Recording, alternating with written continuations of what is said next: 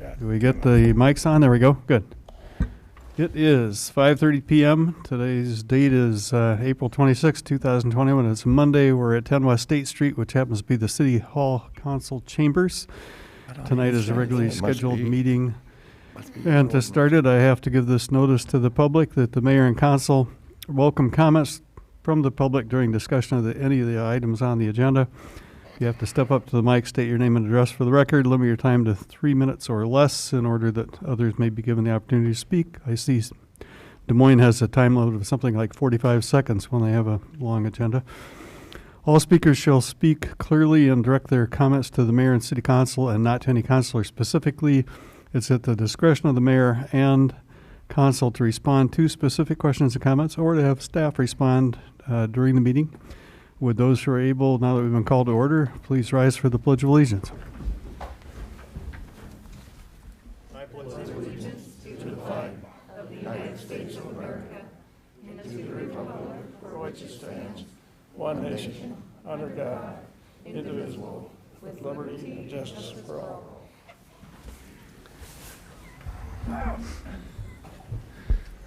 Thank you. Madam Clerk, would you call the roll, please? Gowdy. Here. Hoop. Here. Isom. Here. Lottiehoff. Here. Martin. Here. Thompson. Here. Weirin. Here. Very good. Looks like we have a full house. On to item E, which is Mayor, Council, and Administrative comments. Before calling for those, I see that we have a proclamation on the agenda. And so I'd like to have Beth Kester, do I pronounce that last name correctly? Yes. Kester, come forward if you would, please. And this is a proclamation relating to neurofibromatosis, or NF, Awareness Month in May of 2021.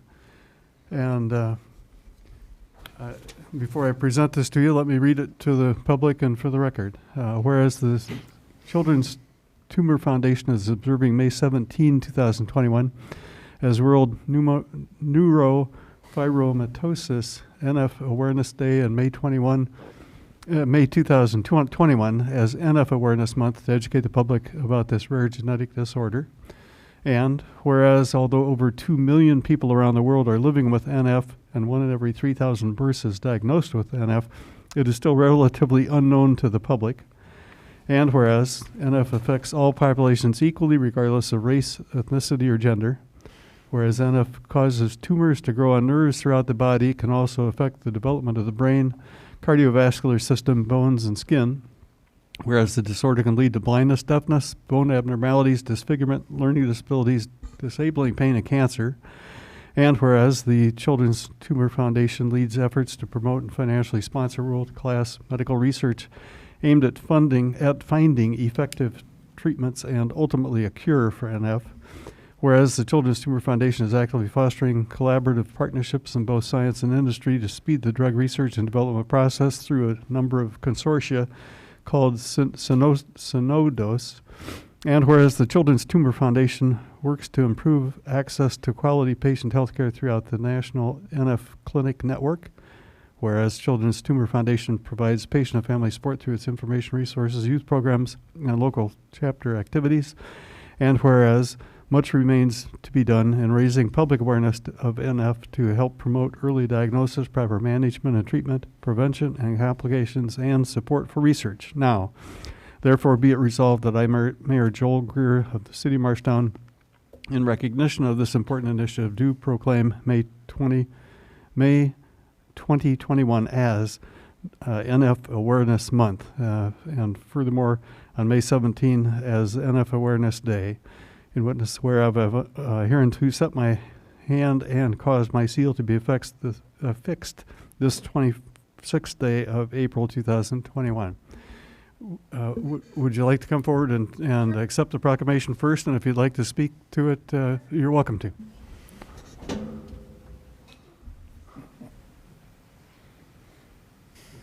He doesn't bite. You're welcome. Thank you.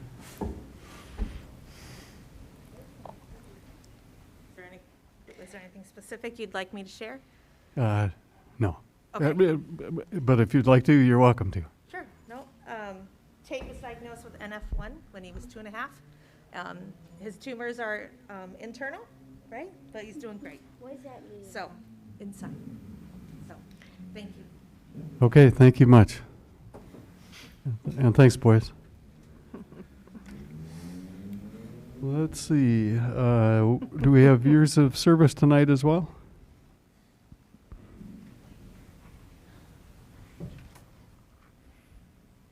Jessica, are we doing? Yeah, I was going to say, I don't know if Chief would like to start. I'll start. Okay.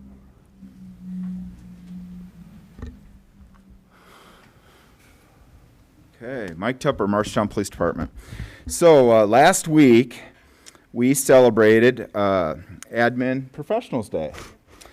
And so it's fitting that we're now celebrating Rhonda Allen for 10 years of service with the Marshalltown Police Department in the city of Marshalltown. So Rhonda is one of my favorite people. She works so hard in the police department. And working as a civilian employee in the police department with cops and police chiefs is a tough gig. Hunter knows, right? It's a tough job. It's a tough job. And Rhonda just does a magnificent job for us. She's got a very important job, critically important job to our mission of maintaining our record system and making sure guys like me fill out their reports properly so that lawyers don't come after me. So, in fact, she caught an error on a report I submitted Friday, so I appreciate her service. But, Rhonda, I just can't tell you how much I appreciate everything that you do for us. It's a tough job.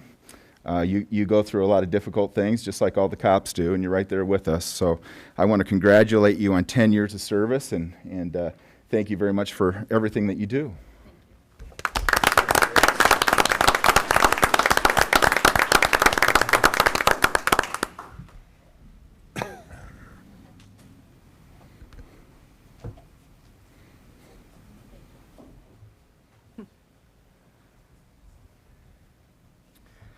Following Chief Tupper, I wanted to say a few words tonight recognizing Kevin Piggers, your current transit administrator. Kevin is celebrating 10 years this month, actually earlier this month. Kevin spent, correct me if I'm wrong, the first 7 years as our transit mechanic, in which his expertise was invaluable in maintaining our fleet. Because as some of you may know, we have some buses that are in excellent condition and we have some buses that are in not so excellent condition. And then in 2018, following Rich Stone's passing, Kevin was an applicant and an excellent candidate to become the transit administrator. I really appreciate Kevin's ability to have a growth mindset. He is always proactive. He is always thinking of ways to make Marshalltown Municipal Transit a better transit system, and I greatly appreciate all the things that he does for Marshalltown Municipal Transit and for the city of Marshalltown.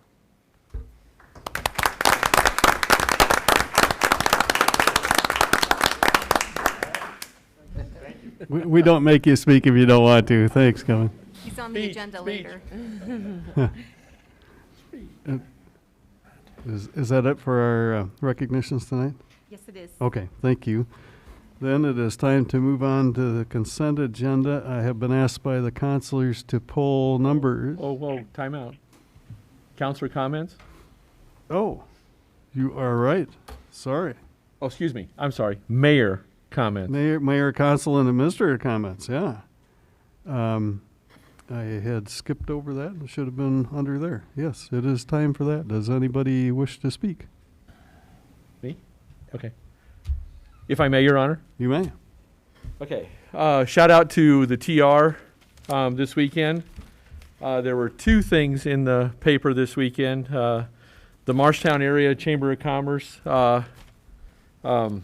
insert, and there was a nice little article about the fireworks, and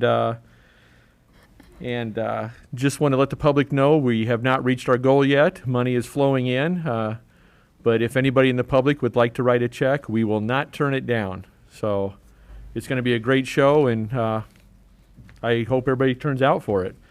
And then the other thing that was in the TR this weekend was this little insert about the kindergartners and the career paths that they saw for themselves in the future. And Ryerson and Tupper must be doing something right with the grade schools, because there's a heck of a lot of people in here that want to be firefighters and police officers. Don't see a lot of city councilors listed.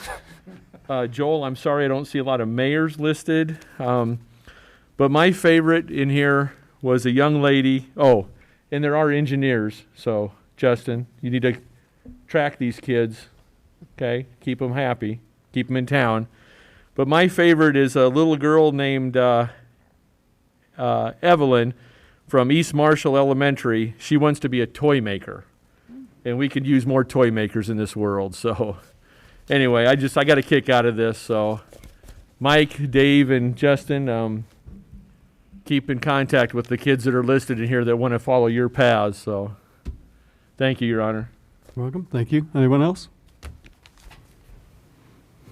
Okay. Madam Administrator, how about you? Nothing, Your Honor. Nothing for me tonight either. So let's then go on to the consent agenda, and I've been asked to pull items 6, 9, 10, 11, 12, 13. Could I change that to 14 instead of 15? Okay, 14. 15 is, and I wondered about that. So we're taking out 14 and 16 and 19.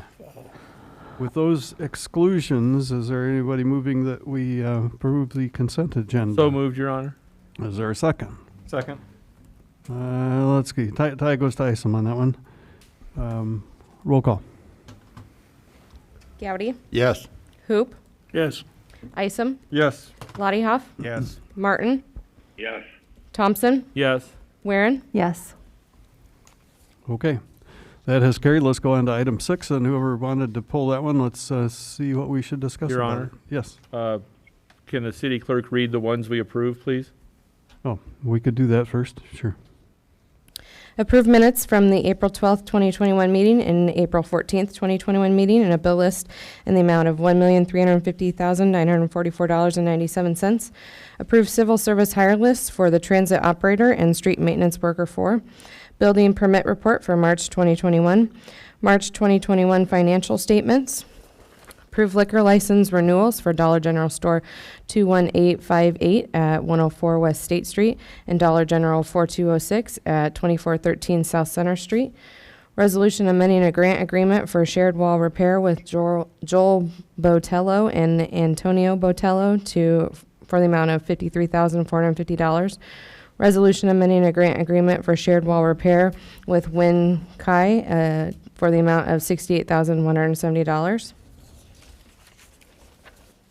Resolution approving contract change order number 2 for the South First Street Parking Lot Stormwater Improvements Project number PLT 19001, an increase of $17,509.50.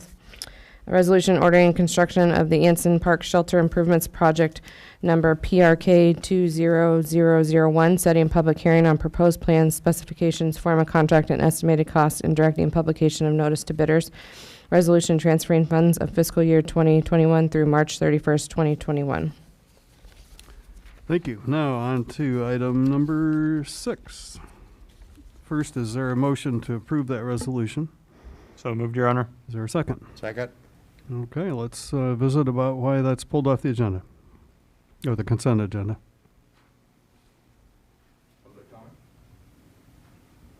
We don't even know what the item is yet. I think it would be helpful to read the motion first. Let's do that for the public. That's Resolution authorizing the city of Marshalltown to request assignment of a tax certificate for 503 Woodbury Street, parcel number 8418264780002, held by Marshall County. This, just to remind you, this was a discussion item from 2 weeks ago where you had asked to move forward making the request for this tax certificate. Thank you. All right. Does anybody up here at the council who wanted to pull that want to address that? Your Honor, I asked that that be pulled. I was asked by the public. They would like to make, someone in the public would like to make a comment on that. Okay. Anyone else up here on the council dais wish to speak to it? Seeing nobody stepping forward, I will open up to the public. Go ahead and unmute the mics, The please. lines are unmuted. Thank you. Mark Eaton, 1007 South 10th Avenue. I think it's a good thing to get these dilapidated and vacant properties back on the tax roll. I think we can get more money as a taxpayer if we can clearly state that we have a clean title, an abstract comes with the grounds, and it is unclear whether any liens or loans that are not closed have passed through the city, or if the city cleans those up, and I think we should have clarification of that. Thank you. Anyone on the telephone or computer wish to speak to this? We'll leave the mic open for another 10 seconds.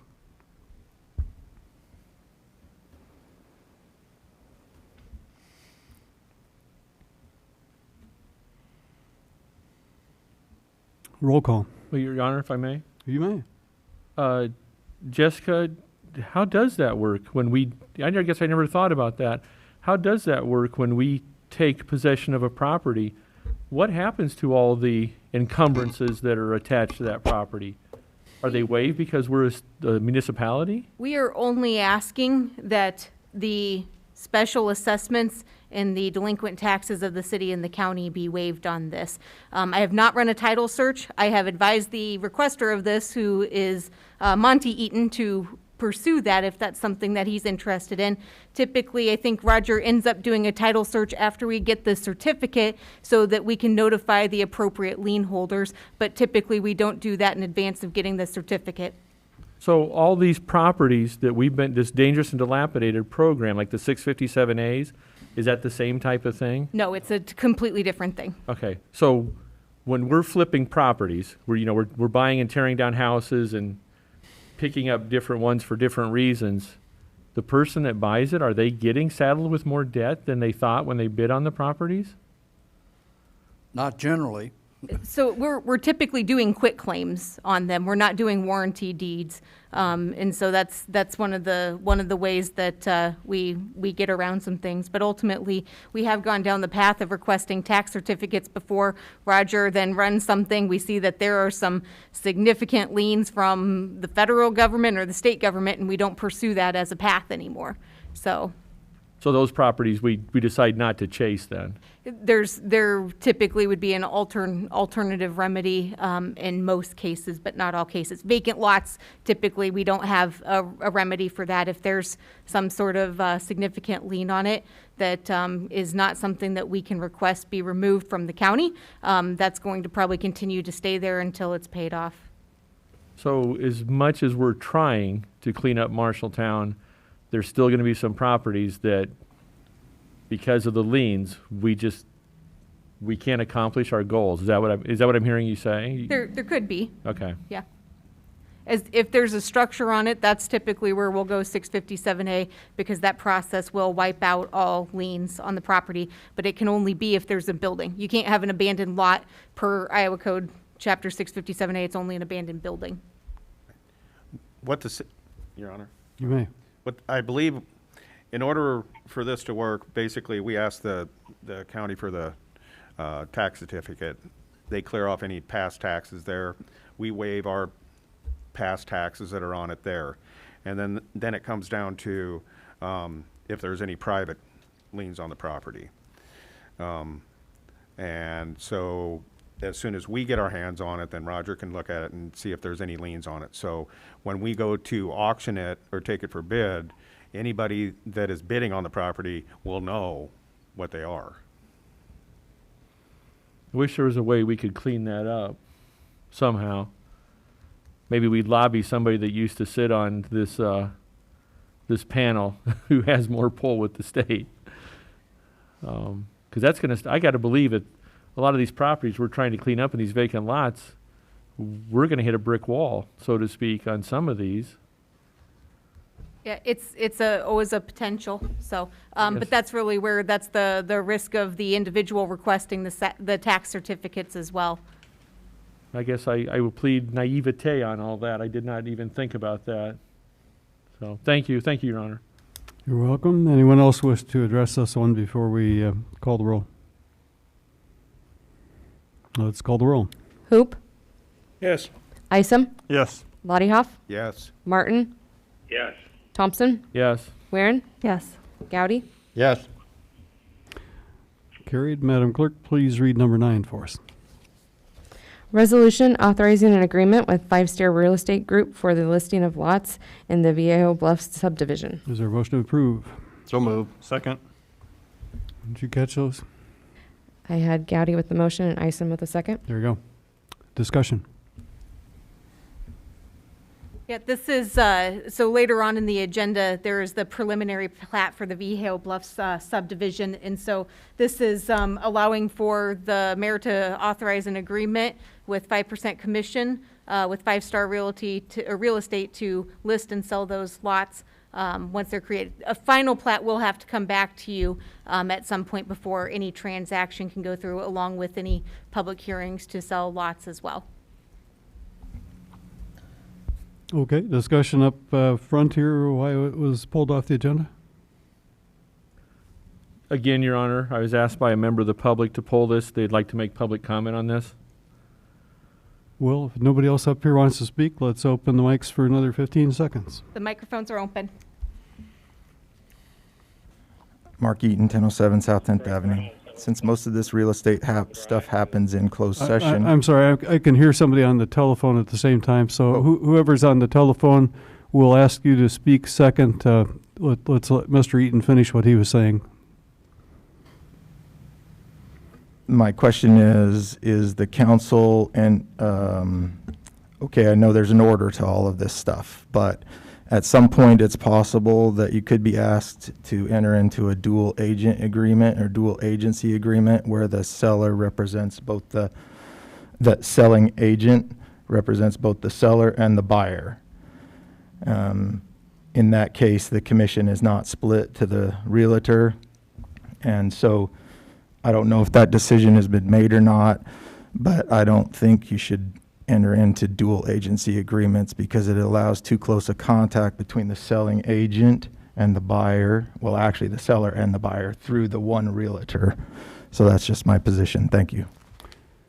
Now, for the gentleman whose voice I could hear on the phone, we didn't pick up very well on the microphone, but go ahead You and need to turn up the volume. I accidentally turned it down. turn up the volume. I think it's bottom left, maybe. Do you see? Okay, yeah, try that again if you would, sir. Okay, this is Greg Brown, 707 Circle Drive. I'm not on the telephone, I'm on the computer, so Okay. I'm not sure if you're the one that you're referring to. We can hear you now. Okay, all right. I have a question for Jessica and also a question for the council. Jessica, can you tell me after tonight, assuming this issue passes, what the process is for going ahead, please?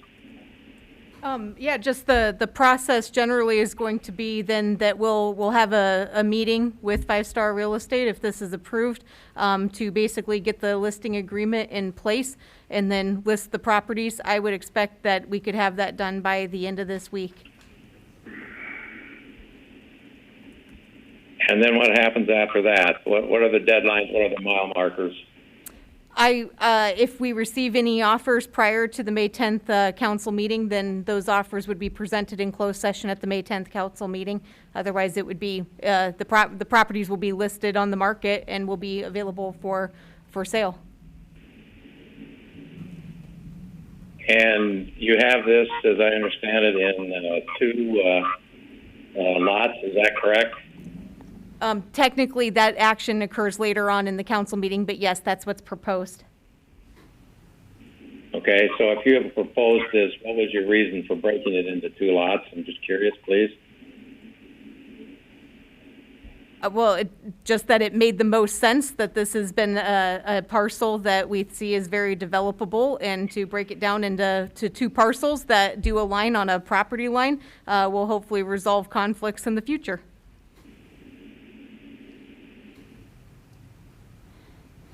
And so explain again why or how you divided it up. Do I need to repeat myself, or can you hear me? I could hear you better when Yes, the I mic can. was close to you. Yeah, I just stated that it was basically to create 2 sellable lots, because they are considered development property, and that ultimately, being on the property line could help in future, issues in the neighborhood. All right, and then Jessica, what do you see as the sellable, marketable advantages of Lot 2? That it is served by a road and that there are utilities available to serve that lot. All right, thank you. Then if I may just address a comment to the council. Several weeks or several months ago, there was intense discussions on the protection or the atmosphere surrounding Iowa River Hospice. And as you proceed with whatever you're doing now, relative to lots 1 and lots 2, I would ask you to remember you all stood strongly to create an atmosphere that was to the advantage of Iowa River Hospice, something that the town promotes, something that the town Chamber of Commerce has used strongly in their advertising and their efforts to attract people to Marshalltown. I'd ask that you remember the positions that you took relative to the street as you analyze the steps ahead, including negotiations or offers that might be made via through Five Star Realty if that motion passes tonight. Thank you. Thank you. Anyone else on the phone or computer list to speak?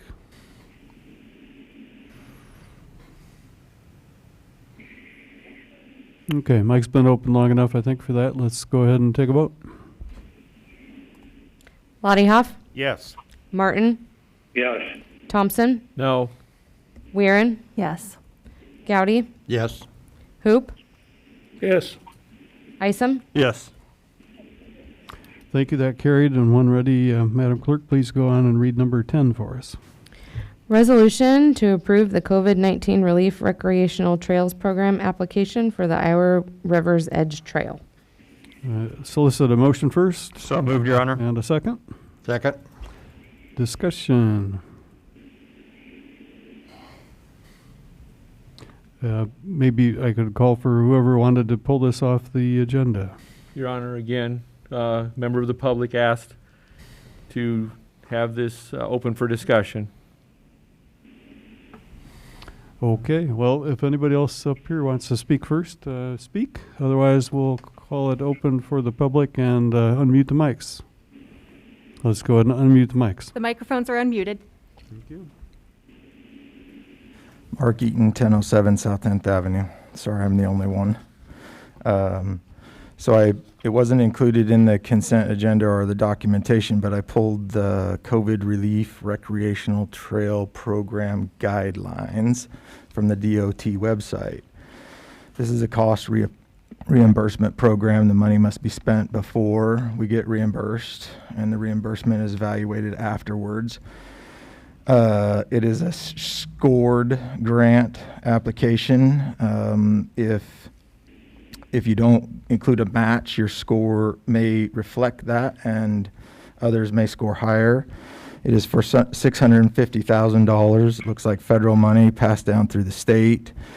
It also has many other eligible activities such as maintenance, surfacing, and restoration of existing recreational trails, i.e. Lynn Creek Trail. Development and rehabilitation of trailside and trailhead facilities and trail linkages, such as the 6th Street parking lot, where we're talking about putting a trailhead. And just an FYI, trail linkages are scored 40 points out of the 100, and all of the other qualifications are 20 points or less. So it would seem that this grant application could be better served in other parts of the other trail applications. Thank you. Let's leave it open to the public for another 10 seconds.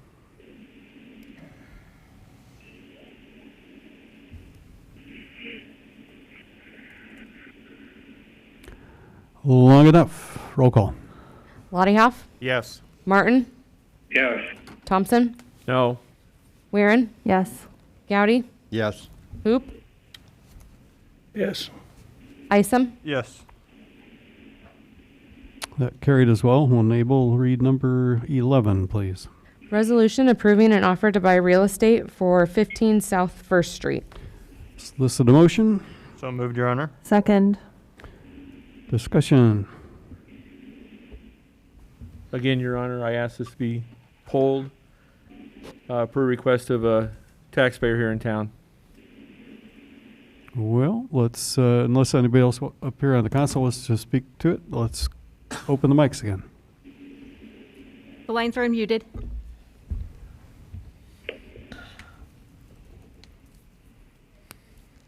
Mark Eaton, 1007 South 10th Avenue. So in this resolution, we're buying a property, again, a real estate deal negotiated in closed session for $10,000, where we're going to tear down the property next to it, and we're going to buy another property next to that for $1. So are we getting the best deal for our money? Just taxpayer question. Anybody else in the public wish to address this? Let's go 10 seconds again.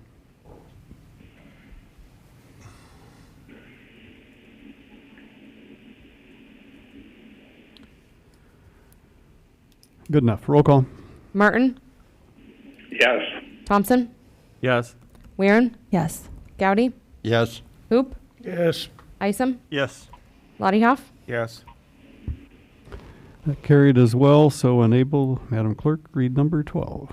resolution relating to the financing of a proposed project to be undertaken by the City of Marshalltown, Iowa, establishing compliance with reimbursement bond regulations under the Internal Revenue Code. I move for approval. Second. Thank you. Discussion. We kind of know the drill now. Good evening. Good evening, Diana Steiner, Finance Director. So at the last meeting, we talked about funding the rest of the soccer parking lot and Softball parking, softball, yeah. excuse me, softball parking lot. So at that time, you agreed to do 176,000. So I'm just bumping it up a little bit. Jay had re-estimated the costs of that, and the contract with Construct went up a little bit. So just to make it a round number, just rounding it up to 200,000. Do you have any questions on that? So this is next, the next bond issuance can go back and reimburse the $200,000. Thank you. If we don't need it, we won't use it. Sure. Let's call for council comment or questions first before we open up to the public. Go ahead and unmute. Or I'm sorry. Yeah, go ahead and unmute. The lines are unmuted.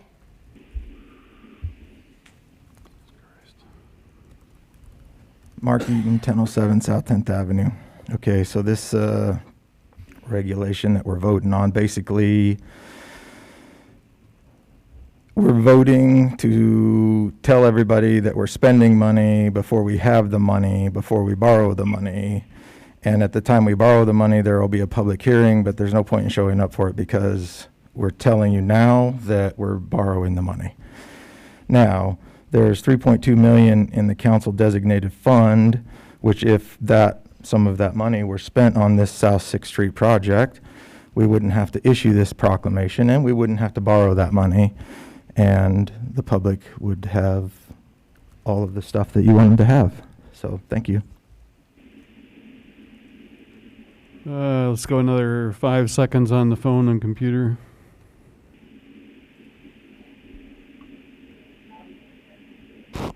Roll call. Gowdy, Yes. Hoop, No. Isom, Yes. Lottie Hoff, Yes.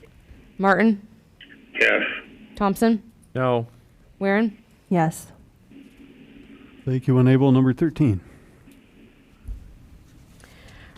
resolution approving engineer's statement of completion and accepting the Veterans Memorial Coliseum renovation project, being project number BLD 19001, with a final project cost in the amount of $4,148,752.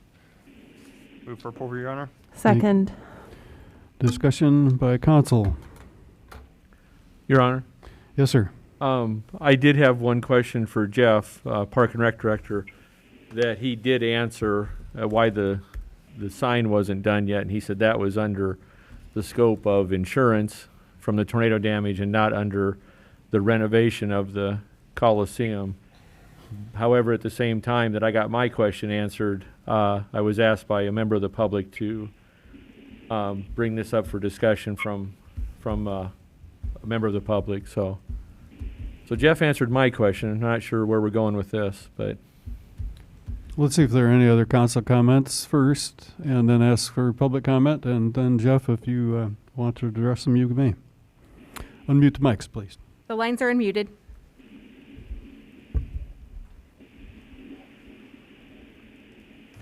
Mark Eaton, 1007 South 10th Avenue. I see that first, the Coliseum looks very nice. I took a tour of it. I've also used the conference room, and it's very nice. I see that there's a balance of $212,000. I don't know if that's earmarked for anything, but that's a park and rec balance. And could that possibly use to do the 6th Street parking lot? Thank you.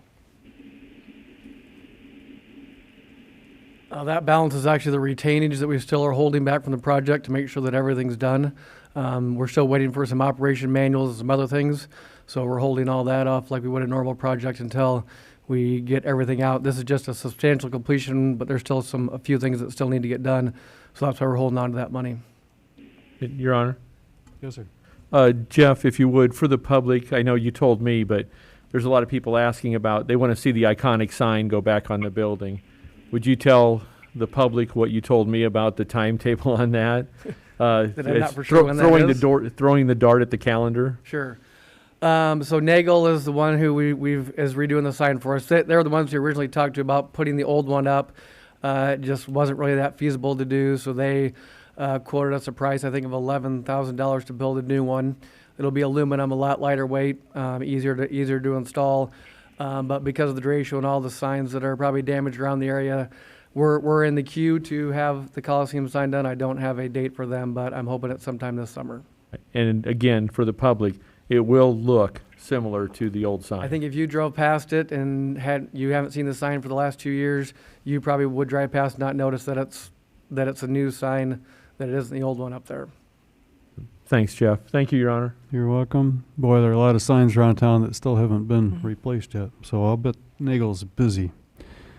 Let's keep the mics open for another 10 seconds in case anybody from the public wishes to speak further.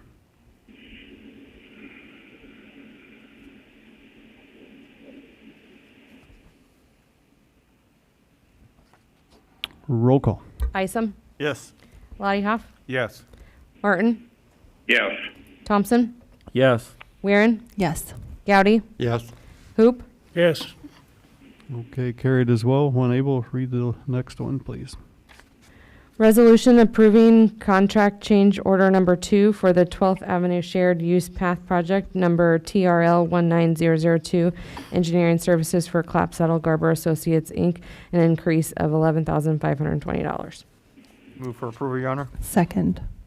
And discussion. And Your Honor, I don't think I was the only one asking on this one to be pulled, so I would yield to whoever else was asking on this one.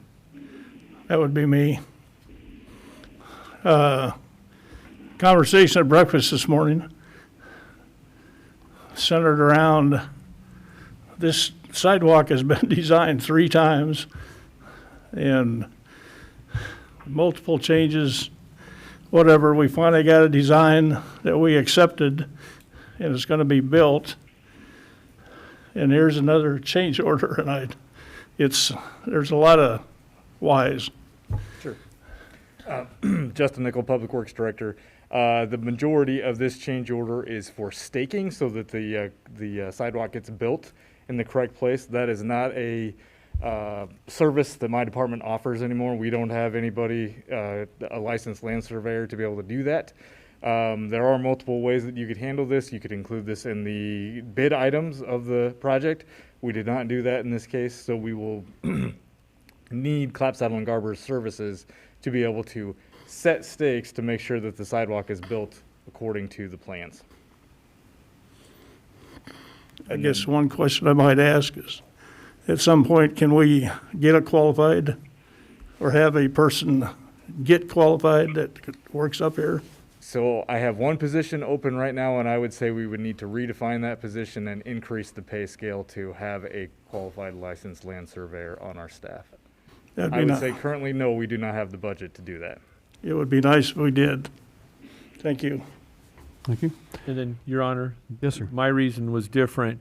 I guess, do we have legal definitions for the shared use path? This is not a shared use path. That was one of the changes we made. We went to a sidewalk. So I would like to see this treated as a typo, that we not refer to this as a shared use path, because that changes the scope of everything if somebody reads that. That is a fair statement. I believe we were operating off the original engineering contract, and that's what the title was. That's a fair statement. Is it possible to change that moving forward, or is that Yes. something you need to stay with, Justin? I don't see any reason it can't be changed. Okay, because it's going to open a can of worms down the road. I can understand. Thank you. Thank you, Your Honor. You're welcome. Any other council comments or questions? Unmute the mics for public comment about this one. The lines are unmuted. Let's go 10.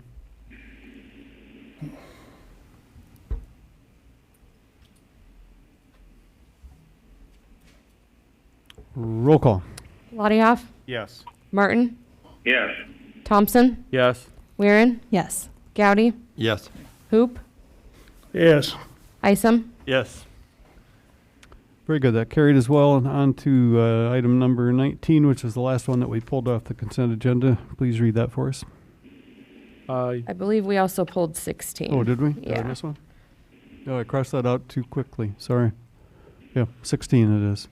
Okay. Resolution approving contract change order number 2 for the 6th Street softball parking lot improvements project number PRK 21001, an increase of $208,192.81. I move for approval. Second? Thank you. Discussion. Again, Your Honor, I was asked to pull this for a member of the public.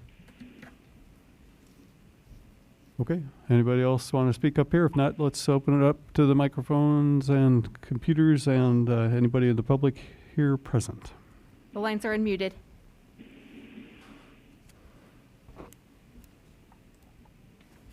Mark Eaton, 1007 South 10th Avenue. Sorry to belabor the point, but the recreational trail program grant could be used for this project. And the only reason I can see that we're not is, I guess it's more sexy to borrow money for this than the other one. So, thanks. Keep the mics open for 10.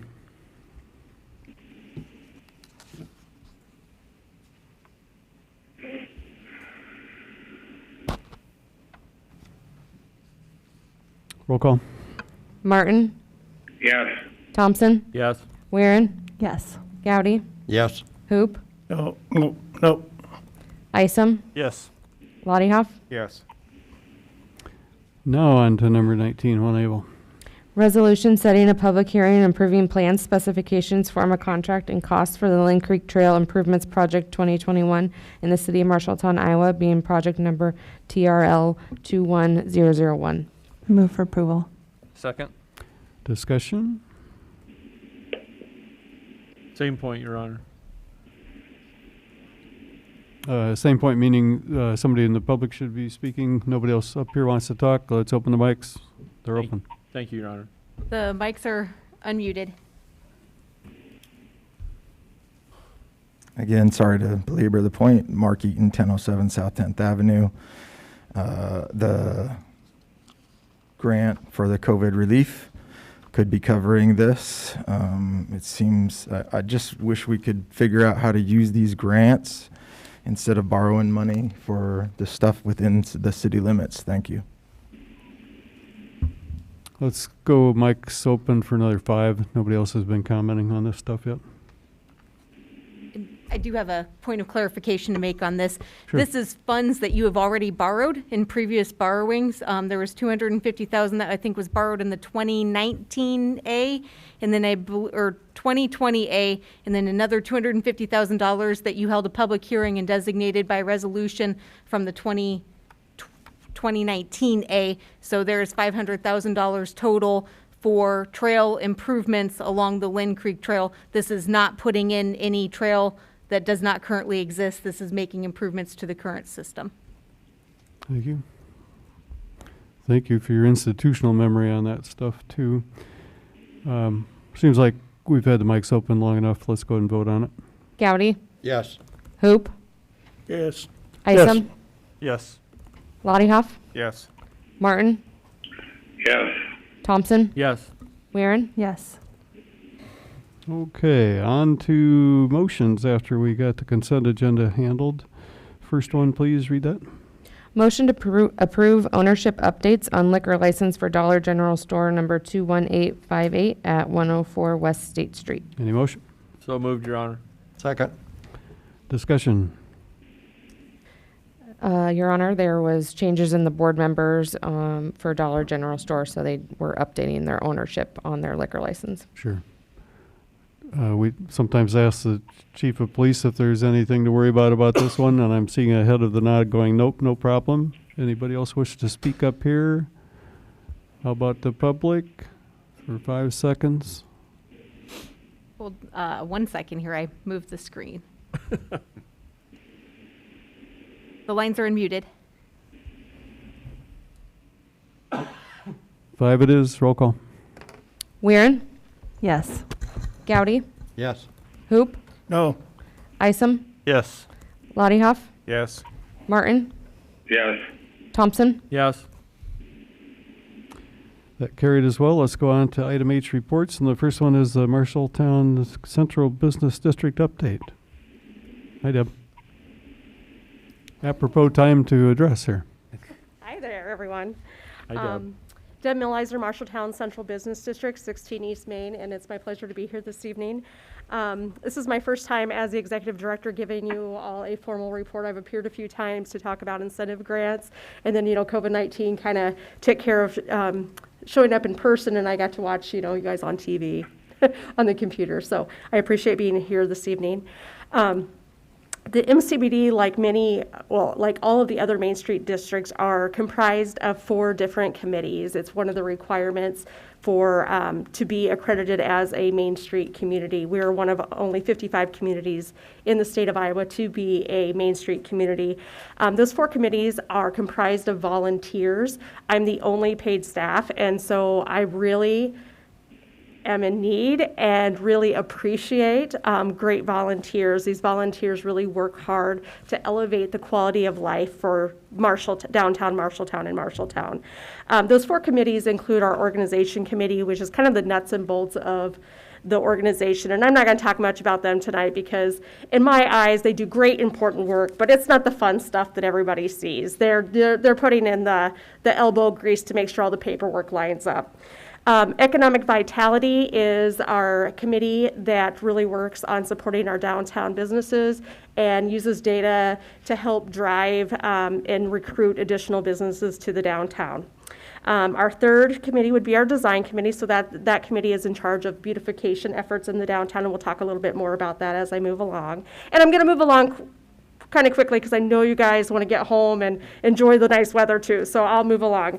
And then our 4th committee, which I often call the fun committee, is really our promotions committee, and they're really responsible for the activities in the downtown, both small and large. The most notable that they're known for would be it's hard to talk with the mask on, would be the Adopt-A-Vet and our beloved holiday stroll, which, last year COVID kind of took care of for us, and we put a lot of work and effort into that and had to keep changing it till finally we just couldn't move forward anymore. But this year, there's going to be some things that's changed. As I said before, I've had the pleasure of being the executive director since August of 2019. So I have worked through the aftermath of the tornado, COVID-19, which none of us saw coming, and then again, our second natural disaster, the derecho. Out of all these experiences, the one thing that I have really learned is the downtown community is full of tenacity. They have pulled it together by their bootstraps, and they have moved forward. They've been creative, and they've really, really kept their eyes on the goal. I know that they are ready to be out of the storm's path, whether that is a natural disaster or a pandemic, and they are ready to make downtown Marshalltown even stronger and moving forward than it was in July of 2018. As you know, the downtown community is the heart of the community. It's the place where many of us have created our memories with our families. We have those experiences. It's where we live, work, play, and shop.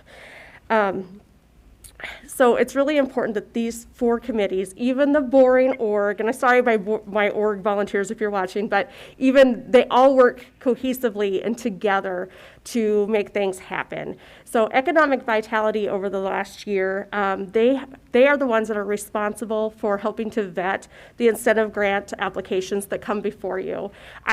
Today I was counting on my fingers and toes and trying to think of how many that we've vetted before it's actually come to you. And I'd say there's probably been 12 to 15 that have come to you. And out of those, I believe 10 you have approved over the last year or so.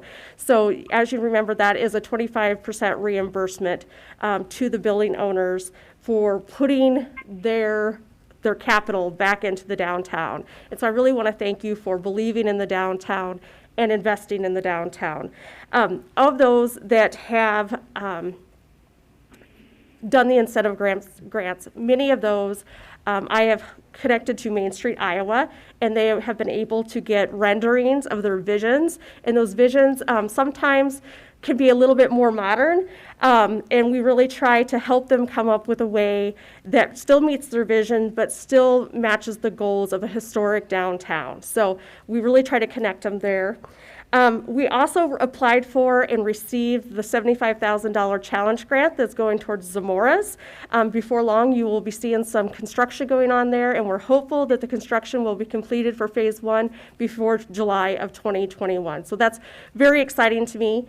And the other thing that I've been working on behind the scenes is I get to work in partnership with Region 6 and the City of Marshalltown and the downtown building owners. We're really working to gather information, to put together a really strong application for the downtown revitalization grant. And that will be so impactful for the downtown community if we're able to do that. So as I've said numerous times, and probably to people in this room, I hate to wish my life away because we really have such short lives. However, if I could just wave a magic wand and get to 2 to 3 years down the line and see all the wonderful things that are coming to downtown Marshalltown, I would take that chance, and I would just love to see the future. So I'm really looking forward to that. The next committee that I'd like to just give you a brief update on is the promotions committee. Like I said, the fun committee. We kind of got all of our efforts squashed last year. But we've learned from the experience, and now that we're all some of us are getting vaccinated, we're really trying to find a way to move forward and be safer about it and really create experiences in the downtown. Now we have to take some baby steps. Right now we have a great promotion or activity going on in the downtown. It is a storybook walk. You may have seen that in some of your stores. We have partnered with the Marshalltown Library and took pages out of a book named Book Fiesta. It is a bilingual book. They're in 15 of the stores downtown, and we're really encouraging the families to come out and safely experience this book, really celebrate our diversity that we have in Marshalltown, and really encourage literacy. So we're really excited about that one right now. We have things lined up throughout the summer. In May, we plan on a family game night at Smokin' G's. We're hoping to serve buffet style and have games for the family to come. So really just a small scale, but an experience that you can get tickets to in advance. In June, it's National Best Friends Day, so we're going to host a mini photo session. So bring your bestie. I know you all have some besties, new ones, old ones. Bring them downtown, have an experience, post it on Facebook, do a hashtag, just have some fun with it. So that's all about bringing, having some experiences. And in July, I can't really compete with fireworks, but since we can't go red, white, and boom in the downtown, maybe we could do something else to really celebrate our independence.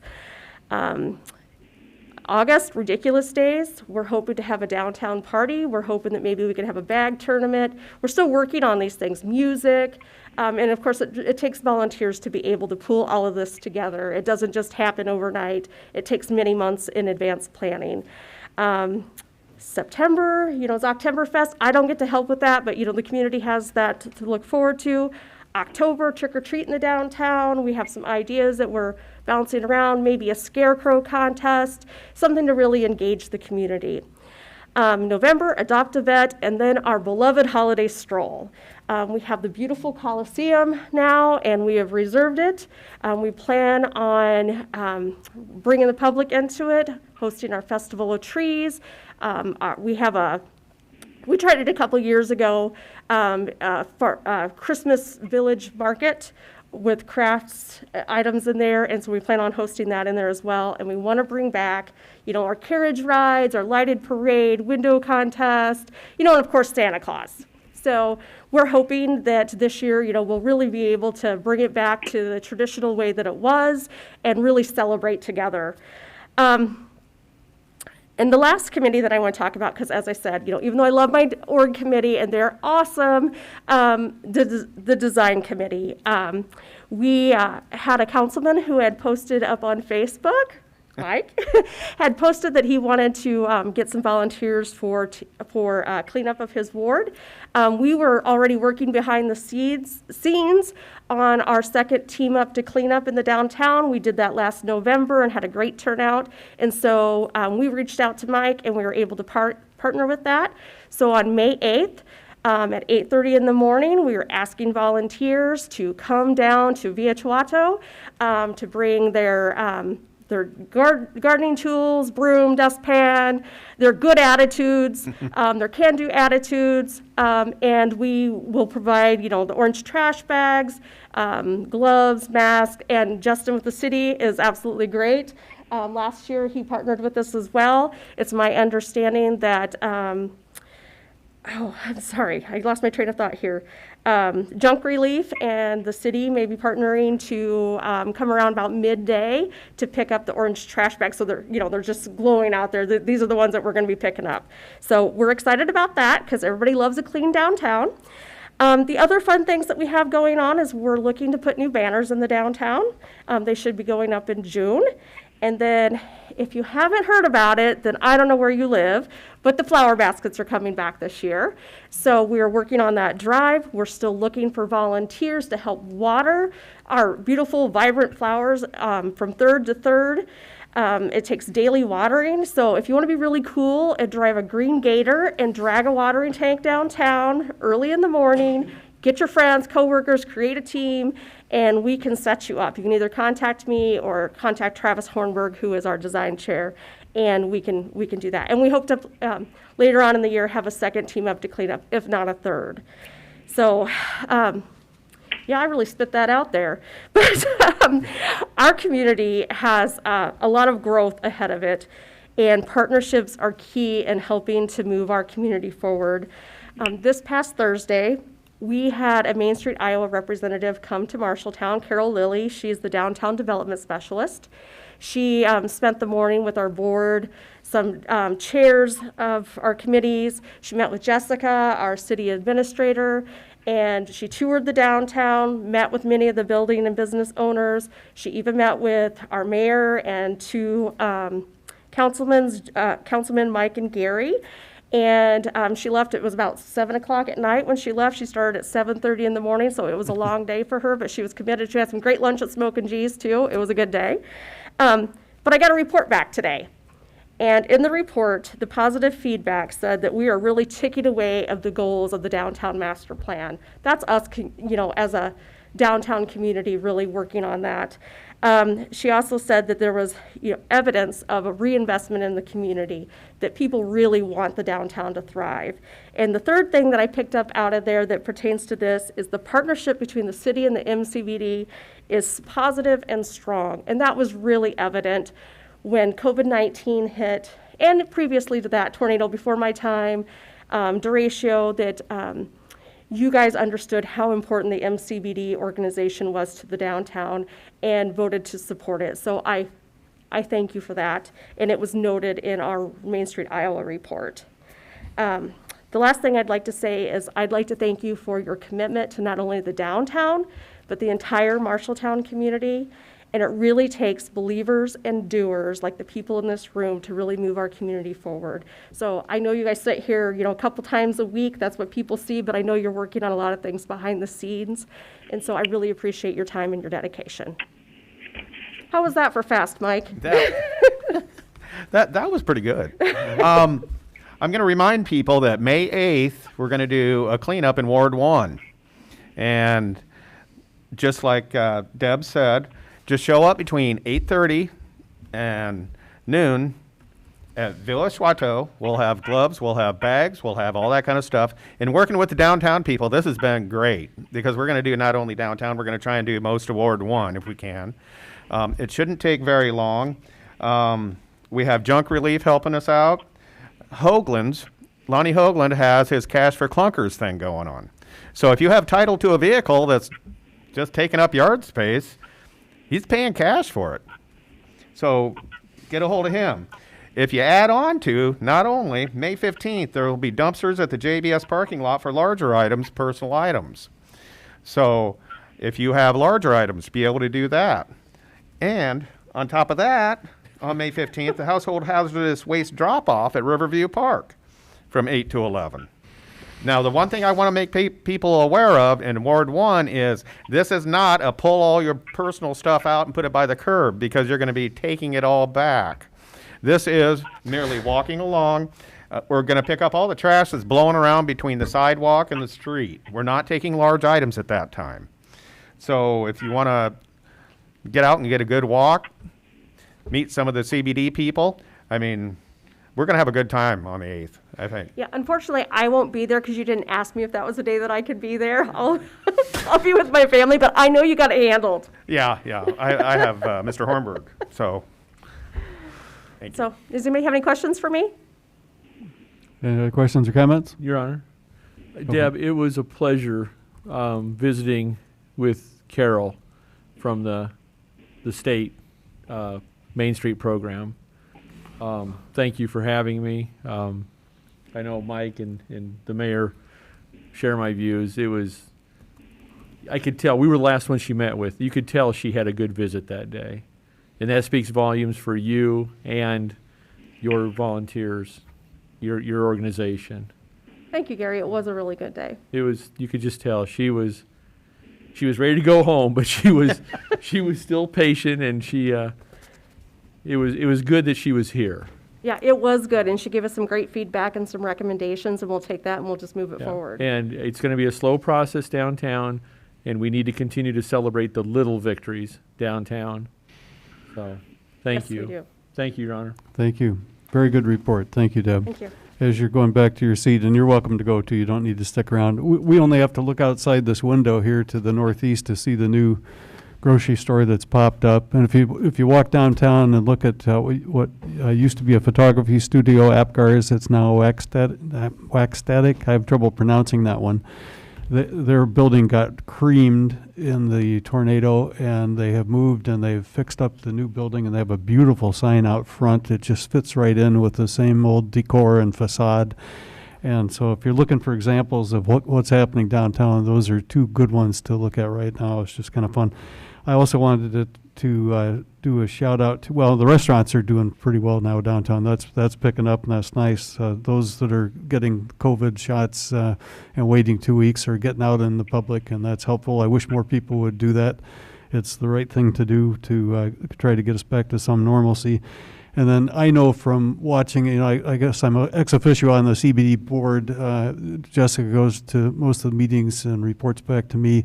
But I've been hearing from people that are downtown business owners how much they appreciate your outreach, going around to check in with each store owner and getting around downtown. So that's something that does not go unnoticed, and I just needed to point that out to the public. So thank you for that. Okay, let's go on to get some work done at resolutions. Number 1, would you read that one, please? Resolution approving an offer to buy real estate for 108 and 110 West Main Street. Is there a motion to approve? So move. We'll go to the second on Ladehoff. Item on the motion. Discussion.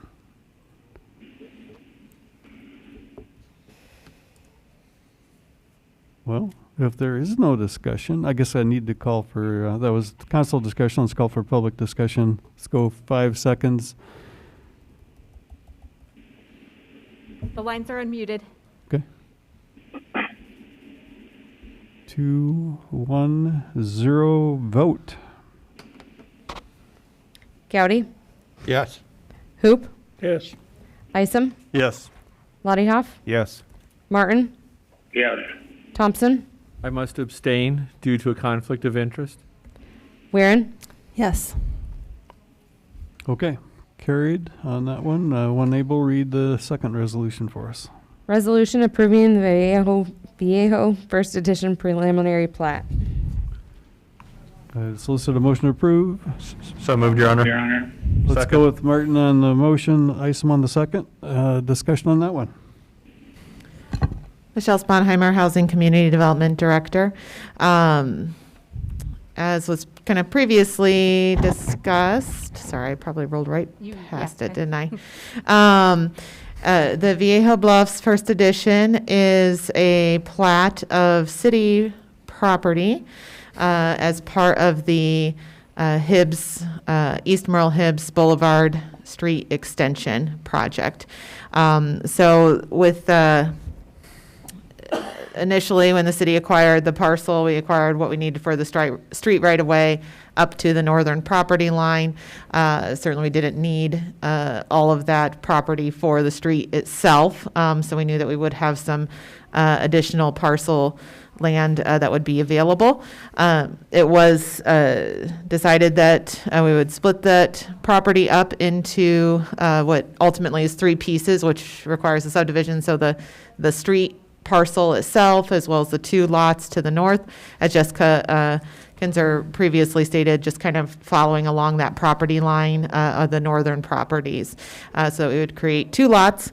These are zoned traditional neighborhood currently and available for multi-use type of development, whether it be residential, commercial, or multi-use type of facility. So has a lot of development potential. The lot sizes are certainly large enough to do a variety of development options on them. So this is the preliminary plat, as was previously discussed.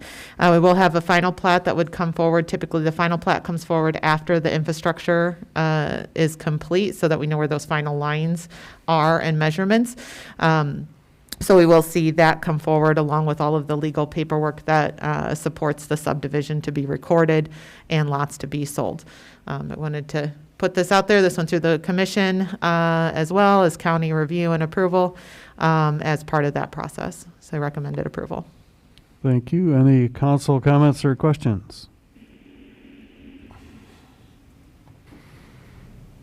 Before you get too comfortable sitting down, let's call for public comment just for 5 seconds. The lines are unmuted.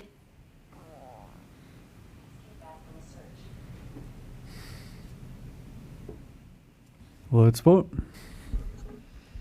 Lottie Hoff? Yes. Martin? Yes. Thompson? No. Weirin? Yes. Gowdy? Yes. Hoop? Yes. Isom? Yes. Okay, that carried. Now we'll read the third one and we'll start a public hearing. Public hearing and resolution approving the FY 2021 Consolidated Transit Funding Application for the Marshalltown Municipal Transit Public Transit Program. Okay, I'll declare the public hearing is open. The time is now 6:38 p.m. Did you receive any written comments to the clerk's office? No, Your Honor. Time for public comment next then. The lines are unmuted.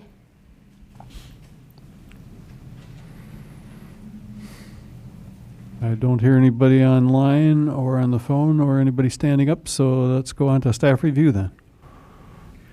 Kevin Pigores, your transit administrator. We have 2 grants for this next upcoming fiscal year. The first is from the state for $192,000, and the second grant is from the federal transit in the amount of $211,000. We have no big projects. No capital buses projects, so this is just revenue for, grants for the day-to-day expenses. Thank you. Any, let's see, council comments. So time for comments or questions. Hearing none, I will declare the public hearing is closed at 6:40 p.m. Does anybody wish to move to approve the resolution? I move for approval. Is there a second? Second. Lottie Hoff on the second. Let's open it for discussion for 5. We We just already the did the public hearing, discussion. yeah. Let's forego that and do the roll call. Sorry. Martin, Yes. Thompson, Yes. Weirin, Yes. Gowdy, Yes. Hoop, Yes. Isom, Yes. Lottie Hoff. Yes. Very good. Knowing me, I'm going to get the hang of this about December 31. Let's go on to the next public hearing then. Public hearing and resolution approving development agreement with Glenwood Marshalltown LLC, authorizing annual appropriation tax increment payments and pledging certain tax increment revenues to the payment of the agreement. It's still 6:40. The public hearing is open. Did you receive any written comments to the clerk's office? No, Your Honor. Time for public comments, 5 seconds. The lines are unmuted. Good enough. Staff review. Yes, so at the last council meeting, there was a resolution to set this public hearing, or I should say it was at the special council meeting that we had on the 28th to set the public hearing on this development agreement with Glenwood Marshalltown LLC. This is specifically stated in the urban renewal plan, which was approved on April 26th. And provides that the developer can be reimbursed tax increment financing from any new homes that are built in the area to reimburse infrastructure costs up to $1.4 million. So there's a 10-year period once this starts for them to be able to collect that $1.4 million. Let's say that they have $2 million in costs. They can only get $1.4 million. Let's say by year 10, they've only been able to collect $500,000, which hopefully will not be the case. That's all they get. So those are the pretty basic terms and conditions of a TIF agreement for residential development. So it's a little bit different than other TIF agreements that we've talked about. And so those are some of the unique features that are present. Thank you. Time for council comments. Your Honor, if I may. You may. And Jessica, clarify to the public that they don't get their whole money on every house that's built. We take our 40% on each payment, right? For Yeah, the low moderate income. Correct. If they were building properties, and there is a calculation that you can go through, I should say the developer is not planning to be the builder, but if a property is considered low-income housing, meaning those that would be moving into it are 80% of the annual median income, then there's a reason to consider it low income, where the developer would get 100% of the rebate. If they are not fitting that demographic, then there is an amount that we will take off the top that is slightly more than 40%, and to hold in a special revenue fund for the city council to direct towards low to moderate income housing projects. Yeah, thank you for clarifying that part to the public. Thank you, Your Honor. You're welcome. Thank you. Okay. Any other council comments? The public hearing is then closed at 6:43 p.m. and I'd entertain a motion to approve that resolution as well. So moved, Your Honor. Thank you. Second. Second. Well, Isom was just a little bit faster than Martin on that one. Let's call the roll. Lottie Hoff, Yes. Martin, Yes. Thompson, Yes. Weirin, Yes. Gowdy, Yes. Hoop, Yes. Isom, Yes. Carried as well. Let's go to item J, ordinances. Would you read the first one when able? Ordinance 15018, providing for the division of taxes levied on taxable property designated as section of the Marshalltown Urban Renewal Area Number 6 pursuant to Section 403.19 of the Code of Iowa. First reading. Thank you. Is there a motion to approve this ordinance? So moved, Your Honor. Thank you. Second. Very good. Discussion by council. I'll just clarify that basically you approve a development agreement, and that's great, but there's no instrument for the actual collection of the taxes until you adopt an ordinance that sets out the area from which the taxes are to be collected. And so this area is not the entire urban renewal area, but just the specific area that the developer is replatting and purchasing. Thank you. Any questions or comments from the council? Your Honor? Yes, sir. And Jessica, there's no reason to waive anything. That we can go, there's no hurry on this. We can go through all 3 readings, correct? That's correct. If that is what you would all like to do, then I would recommend that that's what you do. Thank you. Thank you, Your Honor. Sure. Any other council comments? Well, let's go for the public unmute. The lines are unmuted.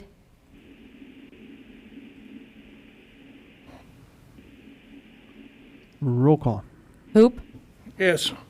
Isom, Yes. Lottie Hoff, Yes. Martin, Yes. Thompson, Yes. Weirin, Yes. Gowdy. Yes. Very good. When able, let's go to the next ordinance. Ordinance 15019, establishing a vacant property code, first reading. Solicit a motion. So moved, Your Honor. Second. Thank you. Discussion.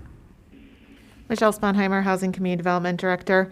As we've previously discussed, what's before you is a vacant property code ordinance, identifying a way for us to register and track vacant property within the community, both building parcels with buildings and vacant lots. The code has been reviewed by our legal counsel and is ready to be before you. So I don't have a whole lot of changes really from what we presented as your draft back a couple of meetings ago. But I'd entertain if there are any specific questions that you may have. Any hurry on this one, or should we let this go the normal course of 3 readings as well? No, I think this certainly being something new, I'd recommend continuing through the full normal course of things. And we would, I believe, be looking at an implementation start date. I think I have in there in July 1st. Okay, thank you. Council questions or comments? Your Honor, I have a question for legal, I guess.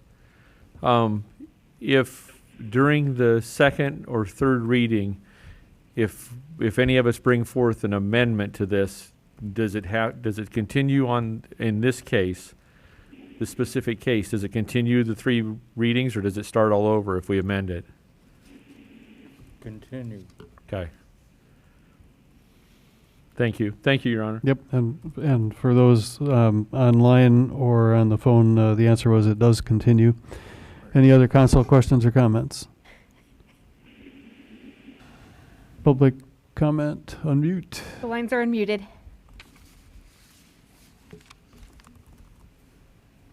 Roll call. Gowdy, Yes. Hoop, Yes. Isom, Yes. Lottie Hoff, Yes. Martin, Yes. Thompson, Yes. Weirin. Yes. On a roll. That carried. Let's go to the third and final ordinance then. Ordinance 15020 to amend Code of Ordinances, City of Marshalltown, Iowa, Sections 52.029 concerning wastewater rates, first reading. My favorite topic. Is there a motion to approve the ordinance? So moved, Your Honor. Crickets. Second, Your Honor. Thanks, Mr. Martin. Discussion. Justin Nickel, Public Works Director. This is a ordinance to the changes that we discussed at our last meeting. The rate changes would go into effect on January 1, 2022. Can I answer any questions? Your Honor. Yes, sir. Justin, this was based on the study that was done, that That was is correct. recommended by the professionals. Correct. It is a modest 1% increase to our rates on January 1, 22, 2023, and 2024. Nothing has been changed since that discussion. Nothing has changed. Okay. Thank you. Thank you, Your Honor. Yeah, we're required to do this to keep being a city, as I understand it as well, aren't we not? Are we not? Well, not to raise the rates, but as an enterprise fund, it's self-sufficient. The authorities above us require us to continue to handle our wastewater, though, right? Correct. Yeah. Okay, any other questions or comments for Justin? Otherwise, we'll open up the mics and unmute. The lines are unmuted.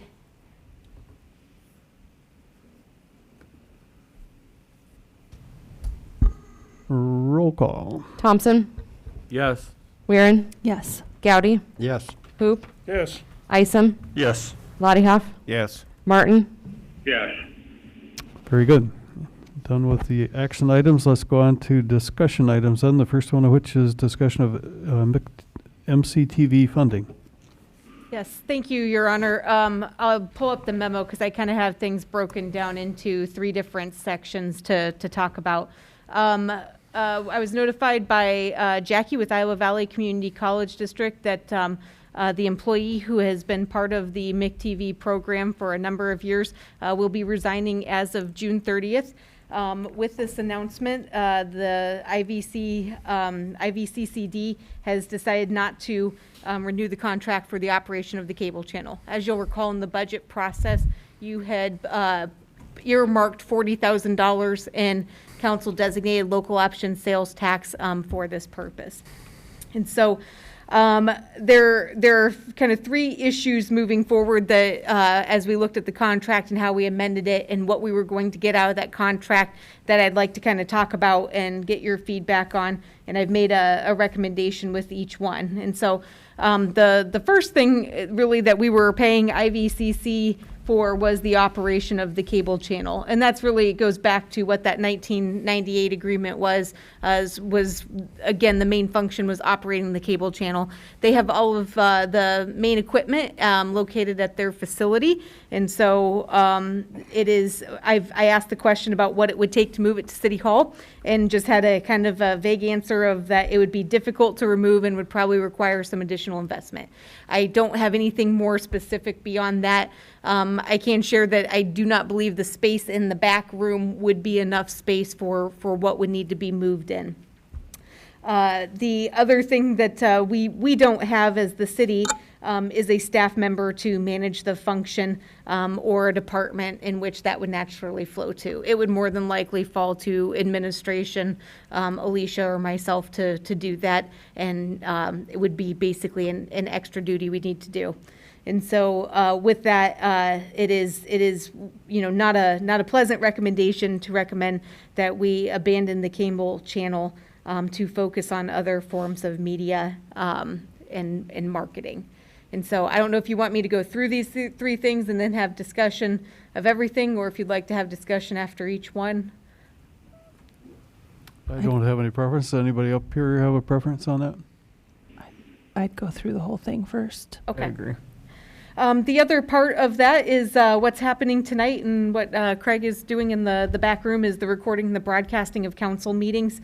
Everything in this room in terms of equipment besides the computer monitors, and then that camera is basically 10 years old. The building opened up in, I think, 2009, I believe, after, was remodeled after the library moved into their new facility. And so there really haven't been many updates. We've certainly felt our challenges with that. One of the things that I did do was meet with BDH to talk about how a system could work without having to provide somebody to really control equipment other than potentially just toggling between cameras at times. And so Chad with BDH is working on a quote.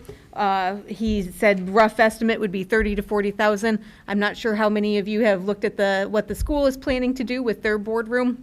Their quote was $38,000 to basically install kind of a touchpad to handle the toggling back and forth between things, installing a new computer that would basically run your virtual meeting software. We've been trying to do that off of one computer, and as you can see, unless I can, zoom this up so that it's not blocking the screen, your screen is always blocked. So we're not doing things in the most efficient way that we could be doing at this point.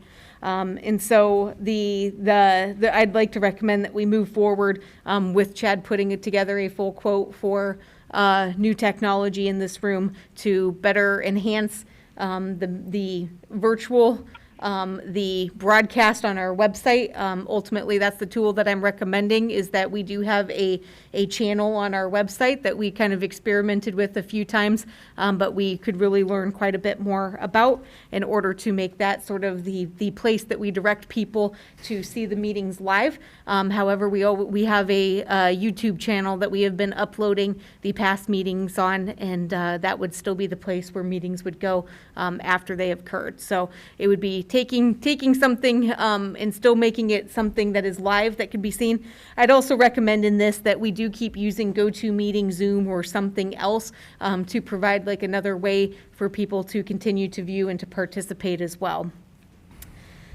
And then finally, the other thing that we were in my mind, really paying IVCC to do was to create videos that really targeted community pride from the internal level. So not doing regional marketing. We have an agreement with the chamber for that purpose, but that this was really marketing Marshalltown to ourselves. This is actually a very, very important thing, and I think it's one of those things we saw in the community survey where 30% of respondents reported a good or excellent rating of Marshalltown's overall public image. And so this has been an ongoing battle. We don't have data that says that it was an ongoing battle prior to this, but 31% is still a number where I think there's a lot of room for improvement. And so without having an entity to do this, there are multiple entities out there, public or private. And so that's where, if this is something you'd like to do, I'd recommend that the $40,000 in local option sales tax, if it was not something that you wanted to dedicate towards technology upgrades, which could be done through our capital improvement fund, that we would look at seeing what proposals we could get for the internal marketing piece for the community. And then one other thing that was that's been in the agreement since back to the beginning is a relationship with KDAO for the placement of their equipment to be able to obtain the broadcast as it's happening. That we would need to look into a separate agreement of that to ensure that we had protected ourselves for the placement of non-city owned equipment in the council chambers. And so that's really where I'm at on things. As I said, it's certainly been a long-term relationship of 23 years, and that this is really kind of dove into more than just the operations of a cable channel. And we're certainly sorry to see that this is an opportunity we can't continue with after July 1st, but we do have some options for moving forward. Thank you. Let me throw the question or the discussion open to the council first before the public. Any council questions or comments? Your Honor. Mr. Martin. Public access has been an important part of what we do and how we operate and how we communicate with the public. And I applaud the relationship between Iowa Valley and the city in the past. All good things must come to an end, and sadly, this is one of them. I guess I've gotten more comments that we saw such and such and learned about the discussion of such and such on the channel last night and so on. And they want to talk about it, and so a lot of input has come along the way, and it's been good input. I suggest that we certainly go along and support Jessica's recommendation and pursue more modern and maybe more efficient means for getting our message out. Thank you. Thanks, Mr. Martin. Anybody else up at the council? Your Honor, if I may. You may. I guess I made a note here, 4 things. First one's a question. Jessica, if we have the technology to live broadcast this thing that you're talking about, Chad, getting us a quote on, can any entity like KDAO or KFJB or any other radio station, can they just automatically grab it and broadcast it out live besides us putting it on the net? I believe so. So Chad described the equipment that we currently have. I think it's like a splitter box or something that's just connected into cables. I'm not sure exactly how that would work. I'm not sure exactly how that would work, but he said that it would be something that could continue and that we could make available to anybody who wanted that. Okay. And then my feeling on the go-to meetings, I mean, everybody knows is how I feel about this, is we need to put a stop to that and get people back up here in the chambers. I think if people want to make comments, if it's important enough to make a comment, they can come to the chamber and make a comment. And then I think, I brought this up earlier, if this is the direction we're moving, this is with the shakeup at the chamber, this is a perfect opportunity. We don't need to use our taxpayers' money to fund all this change and everything. We have the right to capture the $240-some thousand a year that comes from people staying in the hotels and motels, and we can market the city using those funds rather than paying someone else to market it. The third part of your thing, internal community pride marketing, $248,000 would be able to produce a lot of videos, hire a person to be our public relations person for the city, and even pay for the upgrades would probably fall under the scope of everything, for the first year. And I think we have a award-winning library to promote. We have a brand new coliseum to promote. I believe it's in our best interest to market those two facilities in town, let the hotels and motels pay for their own advertising, let the restaurants pay for their own advertising. We market our downtown with the revitalization plan, the Marshalltown implementation plan. I think it would be negligent of us not to use this opportunity to continue to do the things we want to do and use the money that's flowing into the city coffers. Thank you, Your Honor. You're welcome. Thank you. Other council comment? I think it's obvious that we have to cut ties with the cable channel. As far as bringing new equipment in, I'm all for that. I want to get this broadcast out just as far as you can go. Whether people want to piggyback on it or not is absolutely fine. Anybody else wants to tag onto that. As far as what Gary brought up, I'd like to see I'm interested in what you're talking about, but I'd like to see what it would take for the city to actually do that. Bring it all in-house. And compared to what we're getting now, I know there's a shakeup at the chamber, but I'm sure they'll get that straightened out. And just see a side-by-side comparison if we did this or if we did this. So then we could make a more informed decision. So I agree with some of what you said.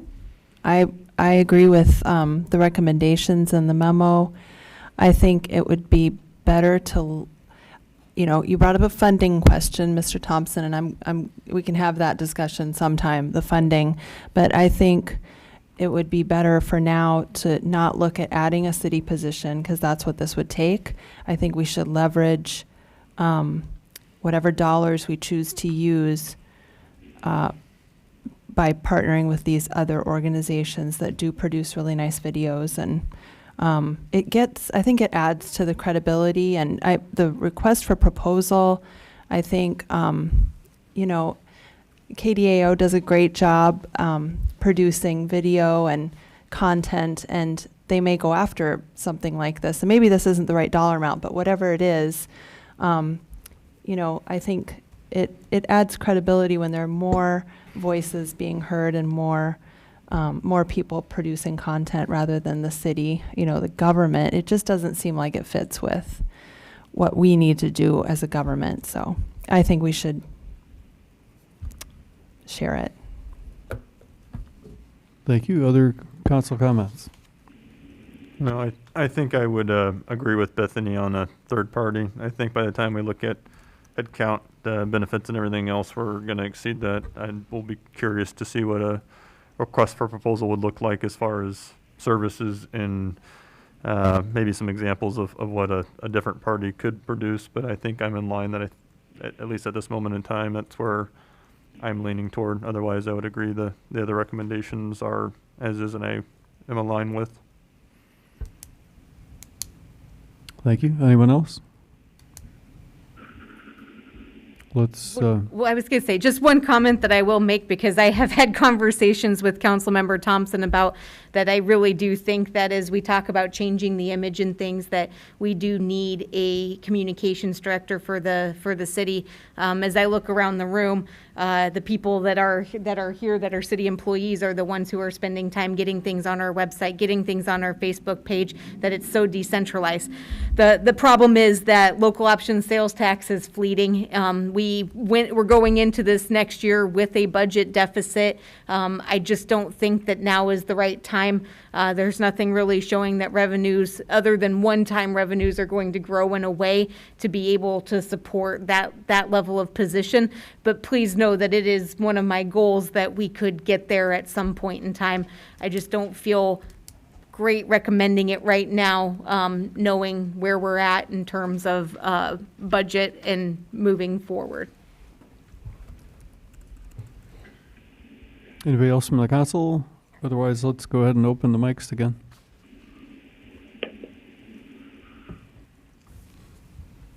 The microphones are open. Let's go 10 seconds this time.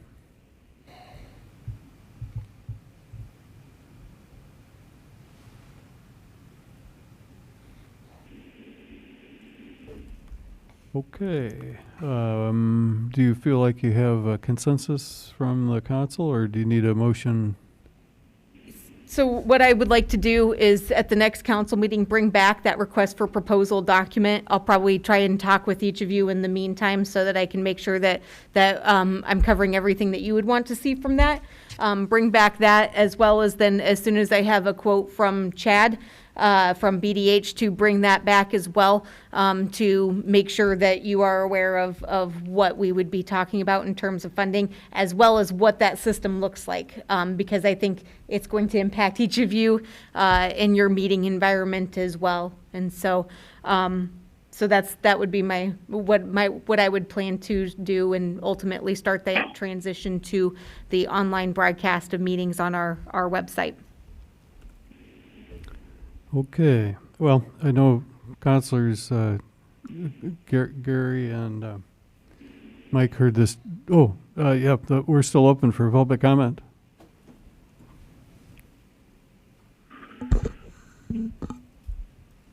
Mark Osmondson, 1916 Gethman Lane, and like a lot of people, I'm wearing several hats tonight. First of all, when I appeared before you several weeks ago regarding funding, we certainly, on behalf of the Cable TV Advisory Committee, appreciate the council's support of what we've been doing, and there were some unforeseen personnel changes that precipitated this decision by Iowa Valley to not renew the agreement, but we do want to thank you for your vote of confidence in your past funding.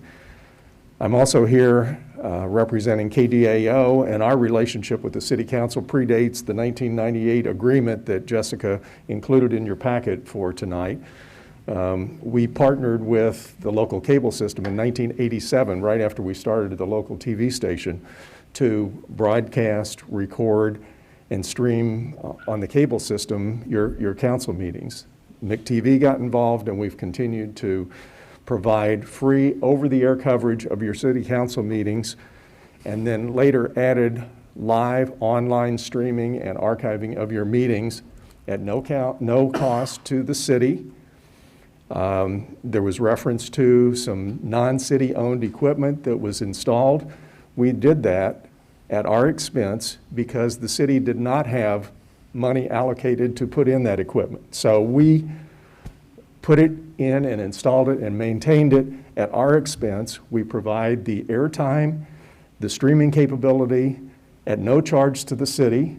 All that we ask is that we get a dual feed of what's being fed or recorded from council chambers, and we would welcome the opportunity to continue with that and to work with Jessica and BDH or any of your other contractors to continue with that service at no charge to the city and the taxpayers here in Marshalltown. I think it's important to have that openness Our television station is available free with an over-the-air antenna. You don't need cable, but we are also on cable. If you have cable TV, you can pick it up. We've done that for many years and would like to see that continue. Thank you. Thank you, Mark. And what I was going to repeat was the joke about change, how inevitable it is unless you're dealing with a vending machine. And this is one of those changes. There's no question that for decades now, the city and KDAO have had a good relationship, and there's been a lot of communication and a lot of ability by citizens, especially those with computers, let alone radios and TVs, to troll that information. And the videos that have highlighted the city through KDAO have been appreciated, and I just wanted to note that for the public.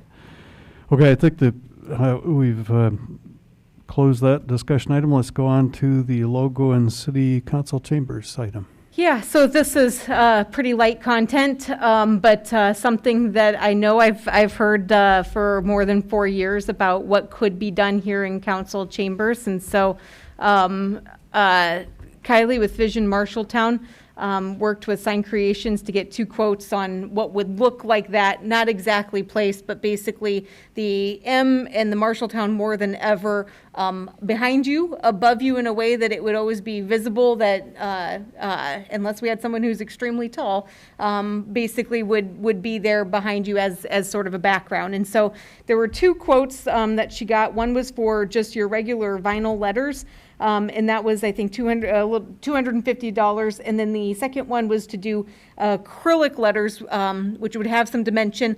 The donor wall in the Coliseum is made out of acrylic. And so as you look at that, you can see that there's some dimension to it in different areas. So we could choose what that thickness would probably look like. That one was a little under $1,200. And so this is something, I think if it's something you would all like to do, we should just get it done this year. The floor is open for discussion. I think it would be great. I think we should go with the vinyl. Is it vinyl? No, acrylic, the ones that stand out a little bit, the nicer ones. It'll be great. Your Honor, Ms. Martin. I've long supported this as a backdrop for council chambers, and we worked at it to get funding and so on, and explored different areas of how to get it done. My only concern is that for photographic purposes, that it be more of a matte finish and not a shiny finish that would reflect poorly on the council chambers and so on for visual impact. So, yeah, I support this. I think something needs to be symbolic of, if you will, of City Council and of Marshalltown. And I think this is appropriate. Thank you. Thank you, Ms. Martin. Others? I'll just echo Bethany in support of the acrylic, more dimensional backdrop to the council chambers. Anyone else? I might just interject that where I got part of this idea, and it didn't happen to be anything with art, or I was involved in some art stuff, but what struck me was a group of us went to Newton, and if you've ever been in their facility, when you walk in the door, the first thing that jumps out at you is their logo on their wall. And when this was discussed, I don't know, 4 or 5 years ago, I thought that was a good idea. And I wasn't sold completely on the art end of it, but this seems to be, and I guess I'd have to see a picture of how that reflects, but I think you would notice it when you walk in this front door. It's going to jump at you. I have no doubt that would enhance the whole area, as it did when I walked in at Newton. And I'm sure other council chambers have it, but this price actually surprises me. I thought that would be a lot higher than this price, but not complaining, it's just. So, Your Honor, Yes, sir. So when the camera would focus in on you, it would say Mars, more above your head. Is that right? That would explain a lot. Well, it's going to say own ever on your end. And Hall van. I guess that's what I get. Or Shell van. Oh, that's not so bad. Any other council comment on this one? I'm probably the most horrible person to ask about design, so I'm going to defer to the other council members on this one. Well, I got D's and F's in art, if you want to compare notes. Al? What do you think? I don't need anything. Okay. Okay. Jack Lazer's family is involved in laser graphics. They do this kind of thing, and they do it very well, but I'm glad that we have a local company that's able to put something together like this, and I, too, am shocked. I mean, we had to spend a lot more time and money coming up with this logo than what it will take to put it behind us, truly. So, Your Honor? Yes, sir. So my recommendation after the tornado and the derecho of Marshalltown, less trees than ever, that finished a distant second. Sure. Yep. Okay, just checking. We're planting. Yeah, we're planting. God bless the class of '69. Ought to be in there someplace too, for replanting. Okay, I think you got your direction there. Okay, Yep. Very good.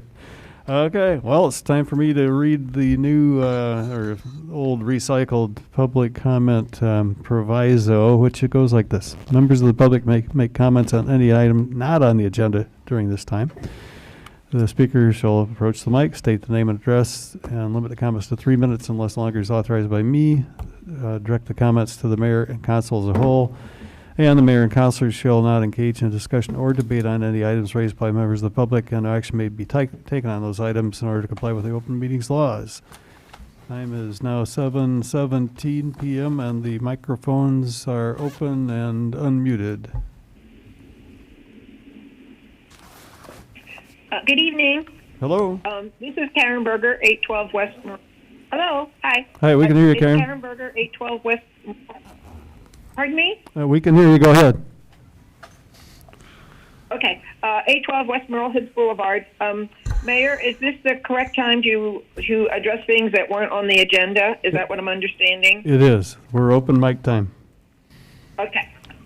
Okay, thank you. Thank you, sir. I just had a couple more thoughts about the development out here at Glenwood and the proposed addition.